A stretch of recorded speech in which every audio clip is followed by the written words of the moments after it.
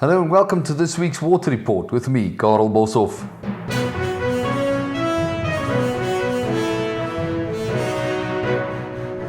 Hello and welcome back to this week's Water Report, where we discuss anything and everything regarding Newcastle's water reticulation system. I'm coming to you live here from our offices, the Water Shop at 38 Victoria Road, Newcastle. Let's jump in straight to the headlines. On Thursday, the 23rd of April, there was a community member that notified us of water cuts in Fernwood, Sunset View and surrounding areas due to a burst pipe at 92 Panorama Drive. Now, when he mentioned this, he also mentioned that that was the second time he had to report on that burst pipe because it was fixed and it happened again on the same day. So that is interesting because not one of those two were reported. They were sitting without water and not a single word from the municipality, which is unfortunate because we don't know how many other things are going underneath the radar and we're missing them. So we are reliant on you, Newcastle community, to inform us of any such cuts so we can also try and keep the municipality accountable on these, because as we always say, an informed community is an empowered community. Also, I must note there was a burst pipe at M. Ardendorf Street that I was personally involved in. Community member contacted me directly and asking for assistance with that, and that was luckily resolved without any water cuts, but that is plaguing that area. And that brings us to our next point. On the 25th of April, there was a burst pipe at Drakensberg School, inside the school itself, so it's outside of municipal jurisdiction, but it was because of a burst pipe. They got brand new fittings, put it in. As they opened the valve, it was just it almost disintegrated. And the scary thing is, with a few phone calls made, we found the cause, and here's what's troubling for that area. If you're staying in Pioneer Park, especially MA Ardendorf, we've spoken to you about the Baxter Street leak. We found that the pressure reducing valve for that area is not working, and I made a few phone calls to engineers and also suppliers of PRV valves and so on. And here's a few interesting notes and stories I want to share with you. They say this has been the case for about 3 years, give or take, which this valve has been a problem. And one lady said that her insurance doesn't even pay for geysers anymore. They said they just can't do that.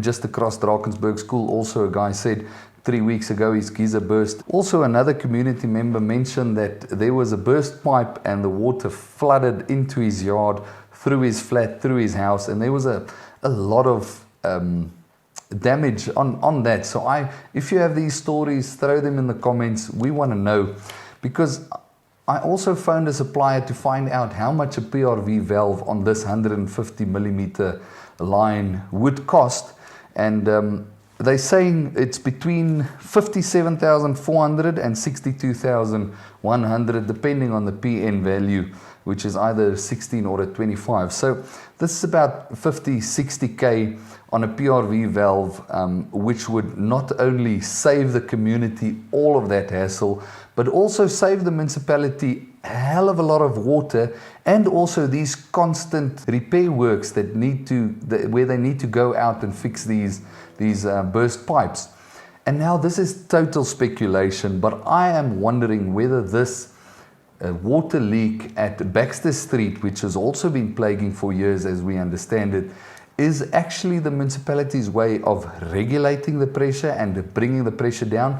I'm really just speculating, but it is a place where that water can just run into the field and not explode more pipes or not burst any more pipes. So how much water is being wasted there? If that's the case, how much money is being spent on that and not on a PRV valve that can be ordered from Richards Bay at Max Steel for 50-60k and installed, well, in about 2 days if the system is running. So a cry out to the municipality, a PRV valve would help the community a hell of a lot and have you put out less fires on burst pipes. Just get that PRV valve fixed, please. Anyway, going over to the dam levels, the Chelmsford Dam in Tsingwayo Dam is sitting at 77.6%, down 0.3%. 0.3% isn't, it doesn't sound like much to worry about, but also at a SSPN meeting that I mentioned last week, there was mention about the Chelmsford Dam being slit up so much that they're speculating that they can't even ration out the allocated water to where it's been allocated to due to all the slit in the dam. So that's a bit scary. So 0.3%, I'm wondering how much water that actually is being lost, because based on that would be much more than 0.3%. Anyway, carrying on to Newcastle's air quality, the PM 2.5 it was sitting at an average of about 15.8 micrograms per cube, and it spiked up to 21.9 micrograms per cube.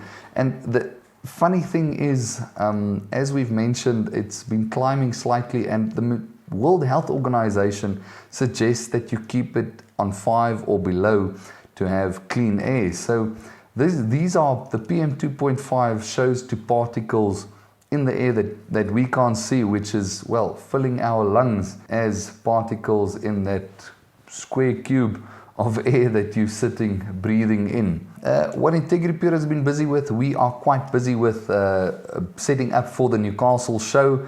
Remember, we'll be there from Thursday to Saturday, even the Sunday. I'll mention that now. For anybody interested in boreholes, we have a hydrogeologist coming through, basically somebody who shows where water is for boreholes, that will be able to discuss any borehole options for you if you are looking at that, and answer any borehole questions. That's the plan. They are coming in and joining us at the show. So hopefully, if you have any borehole questions, hopefully we'll be able to answer them for you. Yeah, that's we hope to see you there. And for the Sunday, I have to mention there will be a praise and worship. I'm part of that band for that praise and worship, and that's not to promote myself, but it's just to invite you. It's exciting. I'm excited for that. If we see you on the Sunday at 10 a.m. That morning, a lot of churches, it's not just one church, a lot of churches are closing and coming in, forming part of this community worship, and I believe it's something that Newcastle really needs, and I'm super excited for what's going to happen there. But other than that, we'll see you on the show, at the show from Thursday and also the Sunday. Happy to answer any borehole questions. Until next week, thanks Newcastle, see you.